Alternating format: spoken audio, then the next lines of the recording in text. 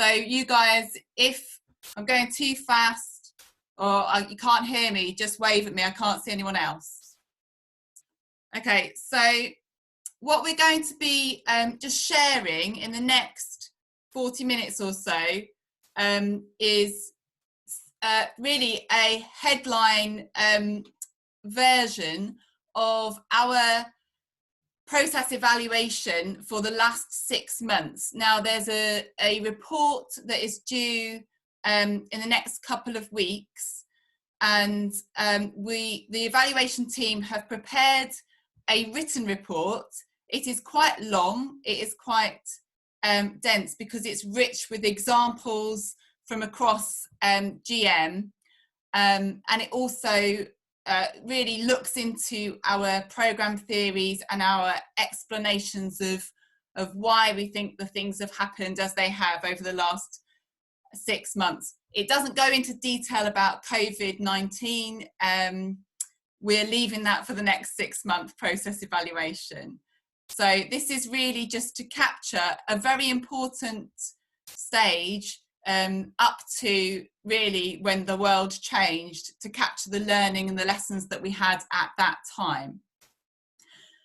The presentation that I'm going to give now is really to just give an example of one of the examples that we're going to be sharing in the report, and how we have used that to a couple of examples to illustrate our burgeoning understanding of what whole systems approaches are and how they are working across all of your various settings. So I'm going to be giving a couple of examples. It's not to say that those are the only examples or the most important examples. It's just really to illustrate a point.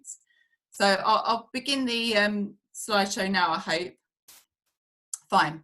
So what we are going to be covering in the process evaluation report will be, it'll include a method statement and explain how our method might differ from a traditional evaluation method. It will give that really important context of why GM is different to the other pilots and to many other areas within the UK. And then it will go into our understanding of whole systems approaches using our examples of the programme theories. And I'll just bring that to light a little bit more today.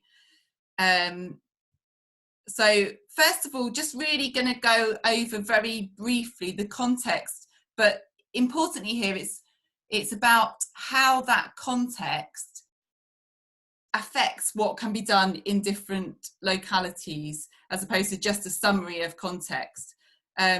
So first of all, just show the investment principles and remind everybody, I'm sure that these are foremost in your mind when you're working on this area of work, but that these were the principles by which the investment has been made, and that these are running through the localities and the GM work to a greater or lesser extent, but are the principles on which this work is based.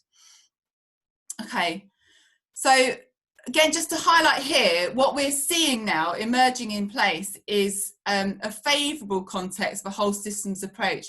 And we can make that comparison to other pilots where they don't have a overarching system across a wider geographic area, which allows work to be done at different levels of the system. And so starting to emerge now is the parallel emphasis around the public service reform agenda, which has underpinning principles and values.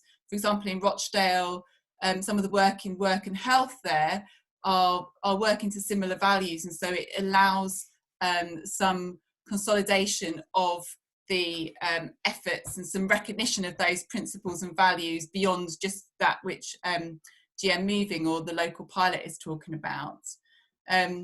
Building on that, the idea around Greater Manchester Combined Authority, opportunity to affect commissioning across Greater Manchester. And again, we're starting to see that coming with work around work and health. As you're all aware, there's some contexts which are favourable where there's infrastructure projects working with TFGM, walking and cycling, walking ambition, and they're starting to be picked up and add value in localities. And of course, the emphasis around GM moving, building and strengthening partnerships over these last 6 months. We've seen the signing of the Memorandum of Understanding, the Andy Burnham Roundtable, and again, renewed emphasis on the not just about the processes and the structures that might be supportive of a move towards physical activity, but also the culture and the ideas and the beliefs and the values that might be out there to support this work. So what we're seeing as an evaluation team is that context adding in richness over the last 6 months, but perhaps the penetration through to locality level is not always there, and that's what we would be looking for in the next 6 months, albeit with this new change in circumstances that we're all grappling with at the moment. So just not going to dwell on this one, but we're just going to be highlighting also that there are not only the work that's happening in localities, but also the enablers. So that's around engagement, marketing, evaluation and workforce, which is adding potentially capacity and a level of support above and beyond that which is seen in other pilots. And again, we have that information from your team going to community of learning and then coming back and sharing the differences that you might be seeing between Greater Manchester and the other local pilots. So we'll just be pulling that out a little bit more in the report and identifying where that's actually having an impact, but also just making suggestions that in some cases it's perhaps a little bit more embedded in locality, and there is a closer working between the localities and those enabling functions compared to others. And that might be perceived relevance, accessibility, or in some instances that there is other areas of support that are being made more use of. So the content that I really want to sort of share with you at the moment is more around this programme theory refinement. We're working all the time with you through Gabby and Lizzie and Kath in particular, but also through the local forum to talk about these programme theories, by which we mean explanations of how whole systems change might be coming about. We do hear, and we've heard from a number of you and via Emily, that some of the language and some of the level of detail is sometimes hard to grapple with, and so we've put this together to really help to try to break down some of what we mean a little bit more, and so I'm hopeful that this will help to do that. So just want to remind you what our process is. So as opposed to a traditional evaluation where we might have, say, set some outcomes that we're expecting or KPIs that we want you to meet, this is an evaluation which runs alongside and sheds light and perhaps holds a mirror up to the work that you're doing. And so you'll be familiar with this process, starting at number 1, where we've asked you to outline your assumptions, and we have worked with you to develop those into programme theories, and that's where we've written these out as if, then, because statements, which are trying to explain the underlying assumptions as to why you think the things that you are doing will lead ultimately towards a system which is more conducive to physical activity. Then we've set about collecting data to help understand whether those theories or those assumptions are correct or hold weight. And now we're in a process of sharing that data and making sense of that data and perhaps refining those theories. So again, just to outline that this is really about collective sense making and helping to really get under the skin of what's working in place and why. This was our original stab at trying to articulate what it is that is happening in Greater Manchester, and we've taken on board feedback and recognised that this is a very, very complex image which is really hard to get your head around. And so actually in the last 6 months, we've done some work to prioritise the theory areas that we're interested in. And whilst we believe that this information is still important, we're able to put it more into the background, into the work that we as the evaluation team are doing to understand what's happening in place, and not necessarily for you to have as much detail sort of thrust upon you. So we're now going to be talking about just 5 of these areas in terms of the programme theories and the detail and about how and why we think things are changing or not, as the case may be in your localities. These were the original words that we used, so building on strengths, targeting, adaptation, joining up across the system, governance and processes, and that bottom one is strategic leadership, enabling distributed leadership. We've slightly changed the wording, and so I'm just highlighting here the words that we want to really sort of consider using for this process evaluation. So that is the working with the voluntary community and faith and social enterprise sector to involve people and grow assets. We want to talk about learning and adapting. We want to talk about effective work across and between sectors, the transformation of governance and processes, or not, as the case may be, and then strategic leadership enabling collective leadership. And we've also changed the way that we're presenting these theories to show that it is continuous across time. So it's not just something that happens once at the beginning of a project or halfway through a project, that is something that is continuous. So these at a very high level might illustrate what is happening both at GM level and potentially at locality levels to enable physical activity or a whole systems approach to physical activity. So, but that doesn't tell us much about how you are going about the work or why things are happening the way that they might be happening or not. And it's really important for our process evaluation in particular that we're able to tell that story.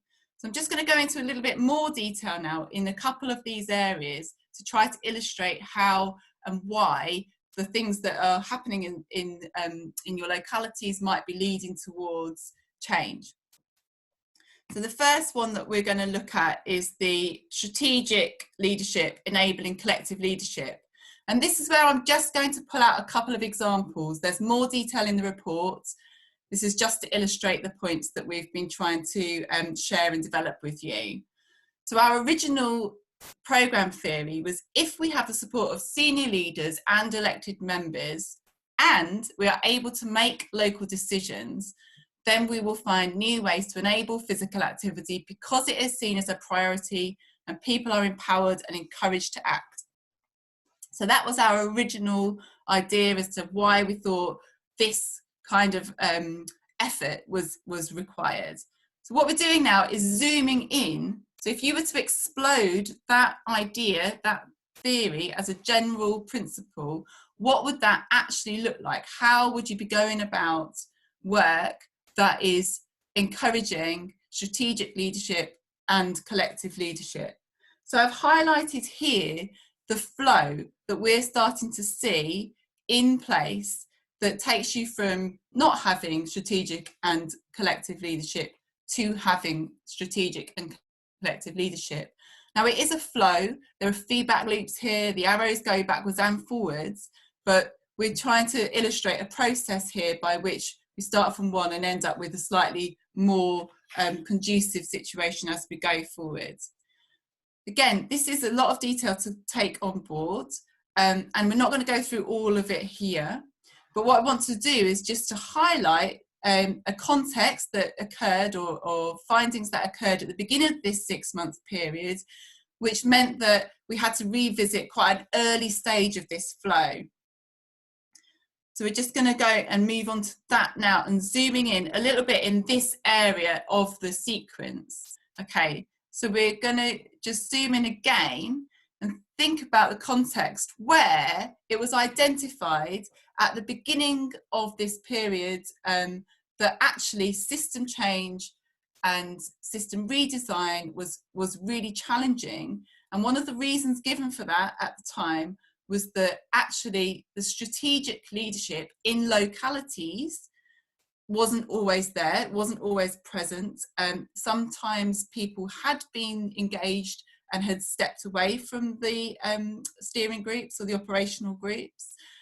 Sometimes people had become quite close to the locality work, but had stepped away from the GM moving work. So there was a real recognition amongst the core team to re-engage those senior leaders and work towards aligning those values and principles and priorities a little bit more. So two of the actions that were taken in this time frame were to arrange a systems leaders lunch with Stephen Pleasant, and people came and they made pledges and they pledged to re-engage with the work. But actually what also happened was people said that this is still not the level that we really need to affect change, that needs to be even more senior and perhaps at the political level as well. So that's an ongoing piece of work and something for the core team together with localities to engage at the political level also. There's also been the recruitment of a consultant to support with systems leadership training. And importantly, that has been recruited from the voluntary and community sector itself, really demonstrating to us as the evaluation team the recognition of expertise around systems learning and systems leadership that exists within that sector. So that might be seen as a sort of quite a significant symbolic moment to actually have recruited to MAC to be able to do that work, and Claire's working with localities now to help design what is important for those particular groups. So you can see that we're really drilling into some of this detail here and kind of highlighting processes and why we think these things are important. And that's allowed us, there's some more detail behind this, but I'm just going to highlight the top half of this slide, that actually in order to engender support of senior leaders and elected members, in order for them to make it a priority, then we need to engage and involve them. And if they are engaged and involved, then they will feel motivated, energized to understand their roles, and then that can enable collective leadership in place. So we're just highlighting sort of the development of the programme theory there and explaining what's been happening in situ using this kind of mechanism. I'm going to drill back out again now and just again pick up another example, and here we're going to pick up on effective work across and between sectors. And if any of you remember the process evaluation report from September, what we talked about there was the importance of relationship building. And relationship building is important and will continue to be important throughout this work, I'm sure you'll all agree. But we've seen a development now in this last 6 months between just simply having those connections and having those relationships, and then that turning into effective work with one or more partners. And so we wanted to try to describe that process and to provide some examples of where that is coming forward. I'm not going to share it today, but we've also talked about reasons why it's difficult, particularly picking up on some of the processes and structures in governance that have thwarted people's attempts to move this progress forward. But today I'm just going to share an example where that has worked to get into the detail. So the original theory that we had here, so if we make links across policy, practice, places and spaces, then we'll find new ways to enable physical activity, because we understand a step change in physical activity cannot be achieved by single agencies working alone, and coordination drives innovation and efficiencies and reduces duplication, and or others understand that are working towards our goal of making physical activity a priority. So again, there's a lot of detail within that theory, but really it's about joining up, reducing duplication, increasing efficiency, and people working towards the same end. So here we go, we're zooming in again. Now, these are the same nodes and same nodules that we've had from the previous flow, but what you might identify is that we've actually highlighted a different flow, and they're now highlighted in the red colour. And the reason why we're using the same nodes overall is that the interconnectivity between these activities aren't really separable. They are linked, and some of these are really foundational activities. And so that's why we're using the same flow, but we're just pulling out some of the key things that are important for the different areas of work. And so again, we're going to just highlight here and drill into the middle section of this particular flow with an example.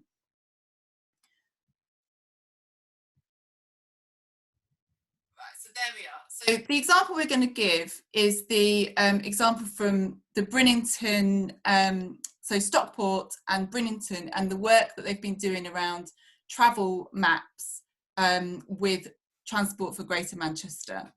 There are a few other examples of effective work across the system, but this one highlights some of the principles and the processes that we want to share. So first of all, we're talking about broadening and connecting the network. Here we've got the idea that there are networks in a community, and there are also networks across different agencies. And so importantly, to get the people around the table in the first place, and work has been done on both of those fronts, really hard, painstaking work to actually just be present and connect different people into a physical space together. The next part of this is also then building those relationships and the trust, both between the people that you have brought into the situation and also between the relationships you're trying to create. So if you remember, we're talking here about creating a set of conditions where people who wouldn't normally be working together can work together, and you can be the conduit to that, but sometimes you want them to be able to work together directly as well. So that's about building relationships and trust in multiple different directions. And these pick up on the points that we were making in the previous couple of slides, so I won't detail those. But what's important next is that you actually work, and what we've seen is that you've been able to enable other people to act. And so being that conduit, providing that space for people to work together. In Brinnington, what happened there was the forum, they were able to discuss and identify a need which is at a very hyper-local level. So that's around Brinnington and the people there not being as active as they could be, but not recognising the local assets that they had on their doorstep. So those were people in the community that identified that what they needed was a map that brought that to life and that highlighted to people what was available and how easily they could get around. And they then developed a brief for Transport for Greater Manchester. So here we've got a flow of the community voice developing some power and being able to share that back with a traditionally more powerful institution. If we move that on, we actually saw then that TFGM came to Brinnington Forum and presented their ideas about how that would be achieved in the local area. But the forum and the people there felt that those ideas weren't good enough and didn't really reflect the community voice. So again, you see this sort of distribution of power becoming much more equal in this space, and that the teams were able to really work together. And TFGM were able to recognise the disadvantages in their original ideas, and instead of just sort of insisting that that's how things should be done, they went back to their own team and then commissioned an illustrator to be able to bring those ideas to life. So what we're seeing here then is an adaptation in TFGM's approach based on rich insight and a strong community voice from the community, and then they're effectively working together, collaborating to solve that problem. And they've actually come forward with a new idea which hasn't yet been finalised, but is really working to the brief for TFGM and for the local forum. I mean, one of the kind of interesting things that came out of that one was that at one point Stockport were going to take it back in-house because they really felt that TFGM weren't going to deliver across the brief there. So there is an element here around sticking to those values and principles in order to make things work. So this just really kind of goes into detail of how and why these changes might be happening, that trust, being able to collaborate, different people being able to take a step back and reassess how they do their work, and then adaptations being made in place. So again, don't look at the detail of this slide, but if you look on the left-hand side, what we've seen is that in a context where people have individual clarity and conviction over what they're trying to achieve and the ability to influence within a system, and that there are ways of working that allows a slight change in a process without having to completely rewrite all of the rule books, then we are able to see progress. And that tends to flow through this process on the left-hand side: relationship building, connecting up the system, working together on common projects that leads to productive partnership working around a common goal. Okay, so those are a couple of examples that we're just going to talk about today. I just want to highlight here that within those examples that we've talked about, they cover a couple of those different themes, but we also will be highlighting in the report some more examples, and those are in front of us here in terms of the Brinnington, the travel maps. In Trafford, we will be talking about the cross-sector health and wellbeing, co-commissioning healthy lifestyles funds. In Oldham, the work that's been done together with Action Together to join up the 6 community groups, and some interesting initiatives that have been built out of that, building on existing work in the area. Talking about Wigan and the local grants and the piggybacking on with the Wigan Deal work, and how that hasn't necessarily brought new partners to the table, but that stimulated potentially some new ideas going forward as to how they might reach beyond the usual suspects. We're going to be talking about Bury and Manchester shaking up the steering groups, getting new people on board with authentic interest. Tameside and Rochdale, which have provided us with some interesting illustrations of governance and processes. We'll be highlighting Salford's work to connect up local assets, but also to ensure that that communication and conversation is owned by the local people and not just by the broker or Mike.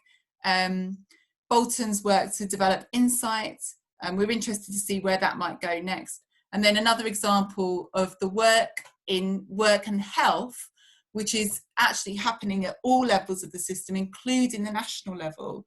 And that's a really great case study, although it's not necessarily showing huge changes at every level of those of the system at the moment. We believe that the conditions are right to be able to push that work forward. So I'll stop talking in a